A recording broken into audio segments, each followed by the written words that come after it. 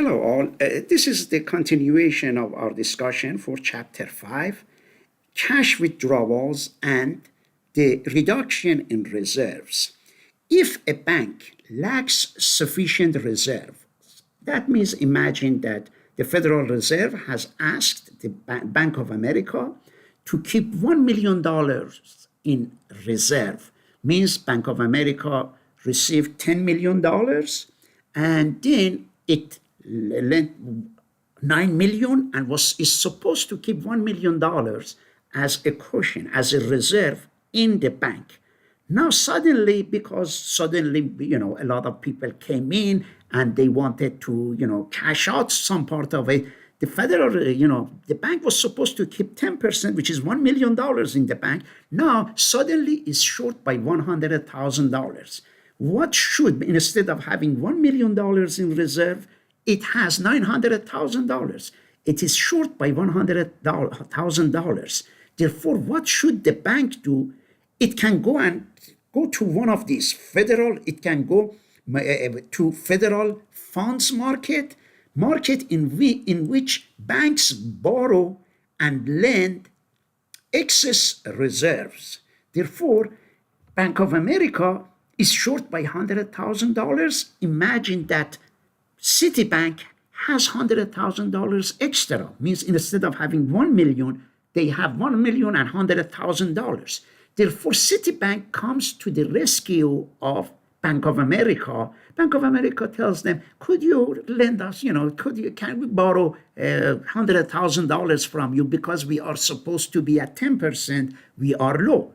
Citibank does that and gives that money. Interest rate, federal funds rate, is the interest rate charged by banks on overnight loans of reserve. Therefore, the federal fund rates are what, the Citibank would say, okay, we give you, $100,000 but for one night, but the annual rate for this is 5%, They say, okay, just give us. Therefore, what happens is that Citibank gives $100,000 to, Bank of America and charges an annual, not per night. One night would be very little money, the interest of, 1,100,000 in one night. It's a 5% is in 1 year. Tomorrow, Bank of America will be okay and might have extra money. It will give money, the money of Citibank back to the, Citibank to make sure, it's not paying any interest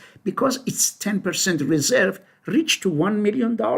Now, it can operate. That means they are supposed to keep that reserve. And then discount rate is interest rate banks for borrowing reserve from Federal Reserves, which means not only Bank of America can borrow $100,000 from the Citibank, it can also borrow from the Federal Reserve Bank because Federal Reserve is like a bank also. It's a federal bank. The difference is that it's a public bank.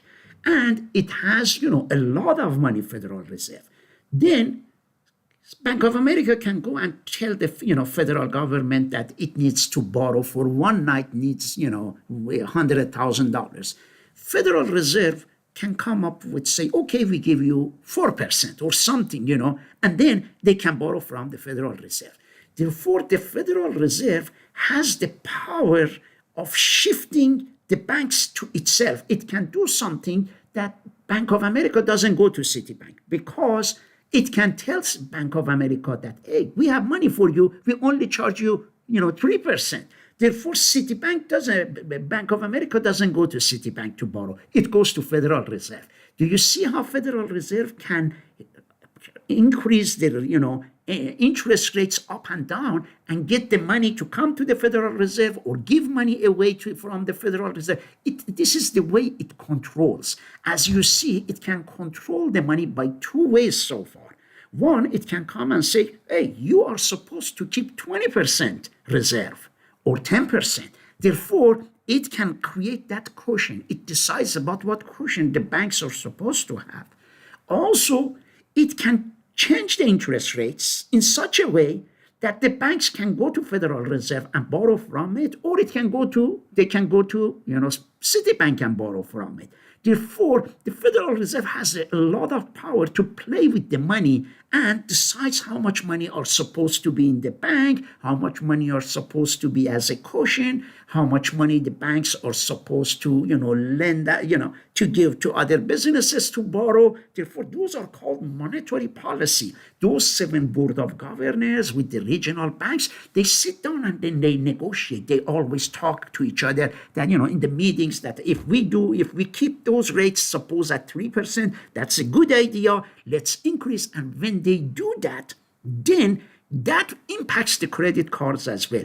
Imagine that you are paying 20%, on your credit card. That's a lot of, percentage.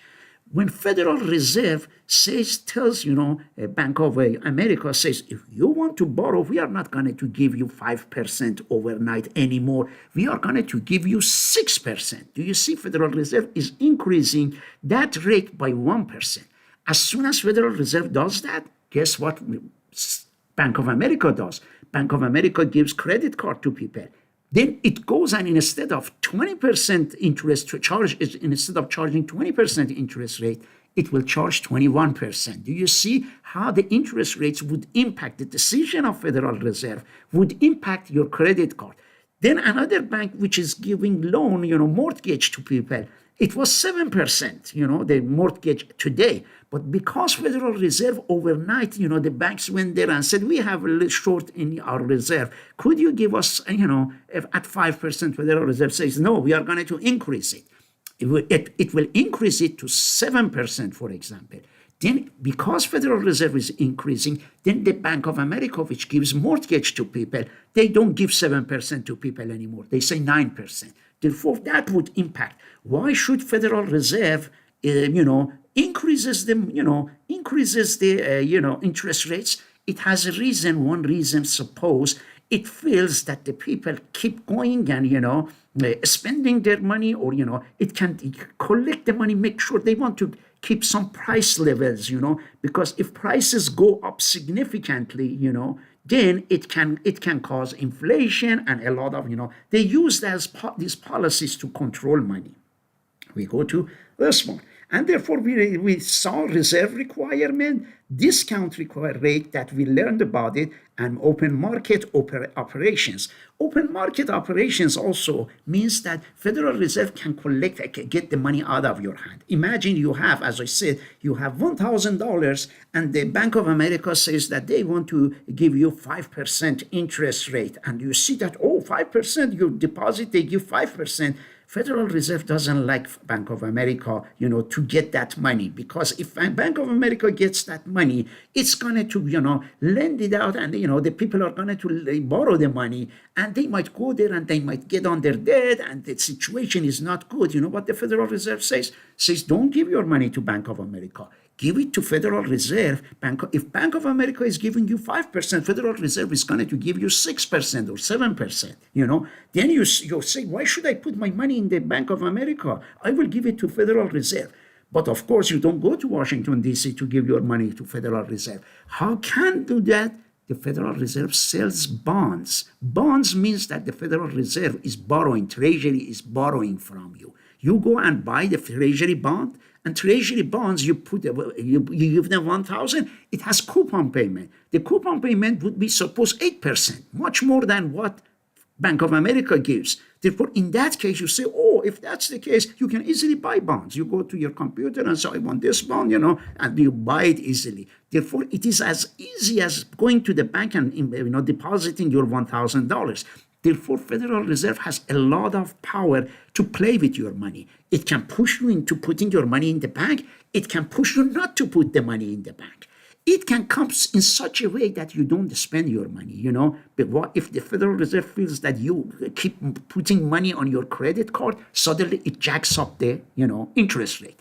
If it jacks up the interest rate, suddenly you see the interest rate on your credit card has gone up to 25%, 30%. You see, if that's the case, I'm not going to go to a trip, put it on my credit card. I cannot afford it. Therefore, the Federal Reserve is monitoring, through the monetary policy, is monitoring what you do.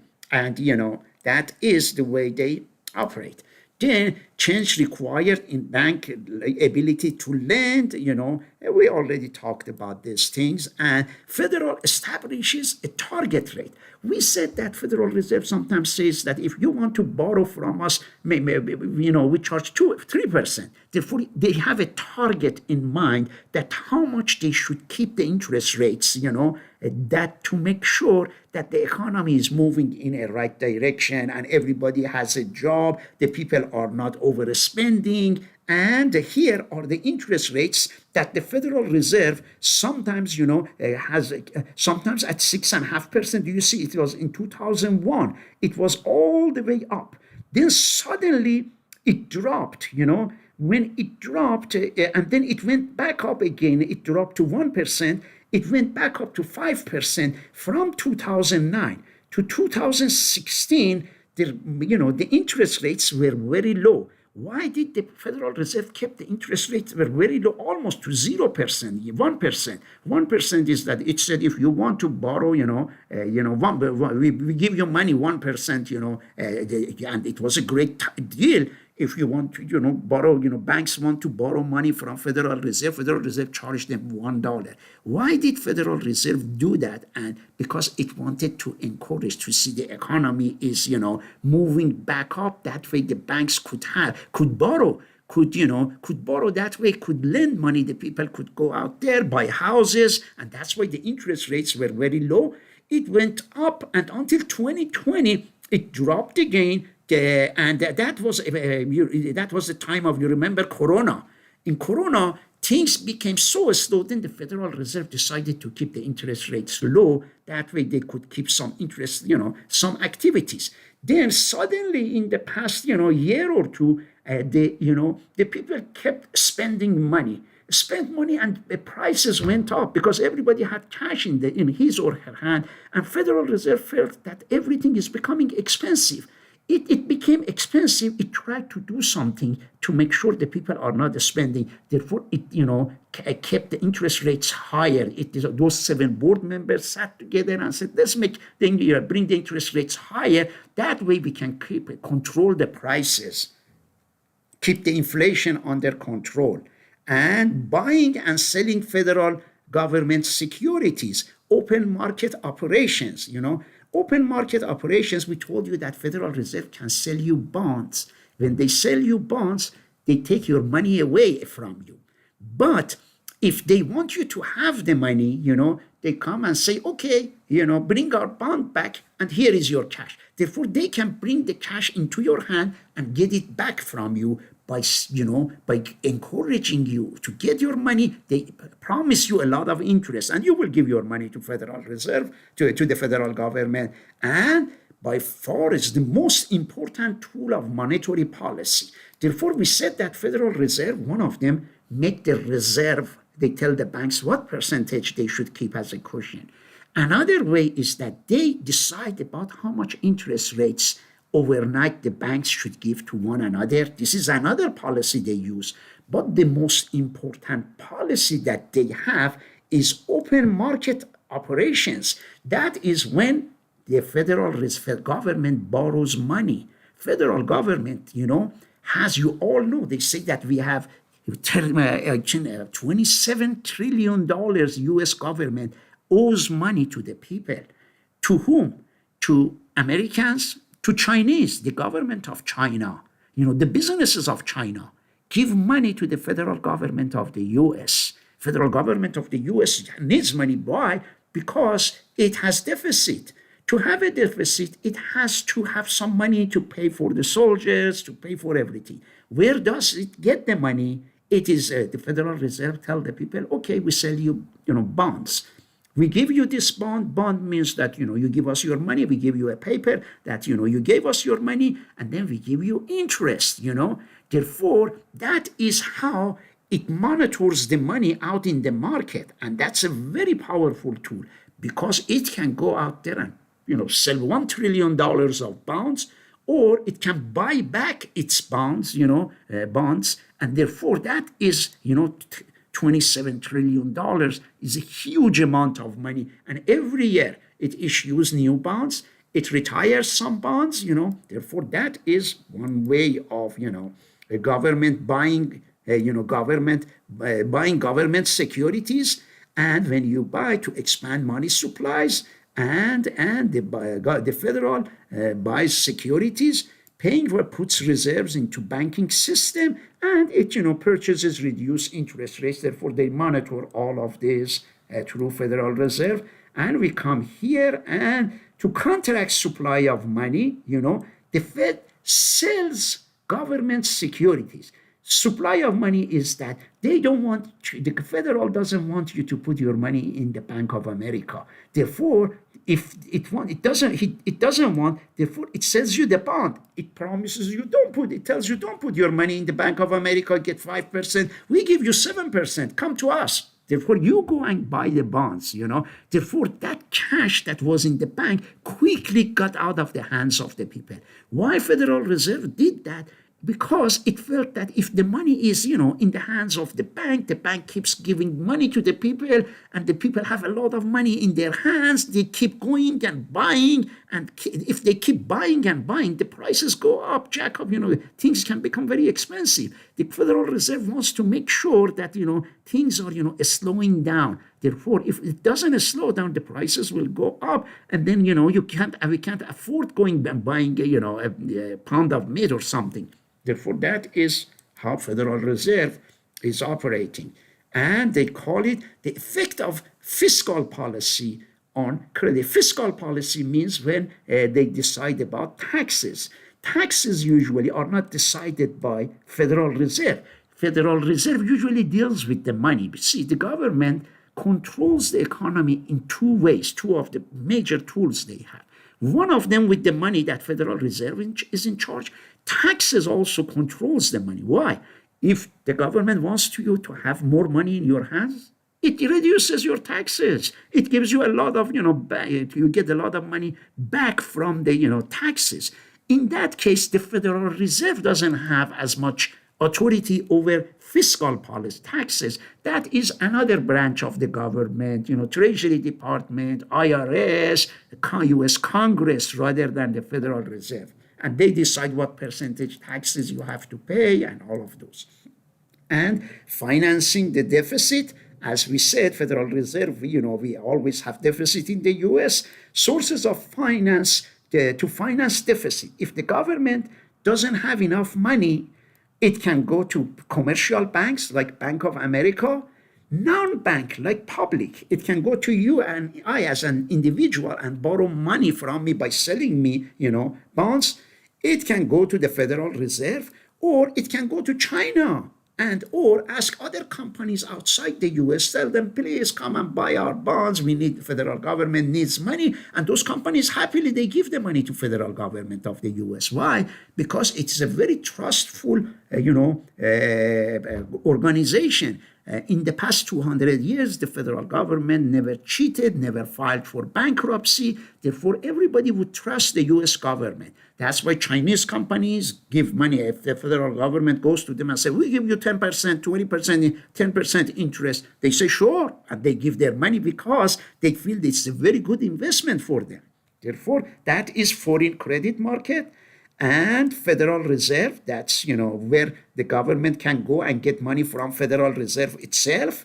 Non-bank public is you and I. They can borrow from us. And commercial banks, it can go to Bank of America and say, hey, you have a lot of deposits there. What do you want to do with all these deposits? Give us some of it, but we give you, some bonds, and you get interest on that, Therefore, the banks, make money as well. Therefore, these are the way that things are, exhibit a summary of fiscal policy on money supply, and case one, borrowing from public, that means selling bonds, and we already talked about, these things in general. And effect on inflationary economic environment on credit, general increases in prices.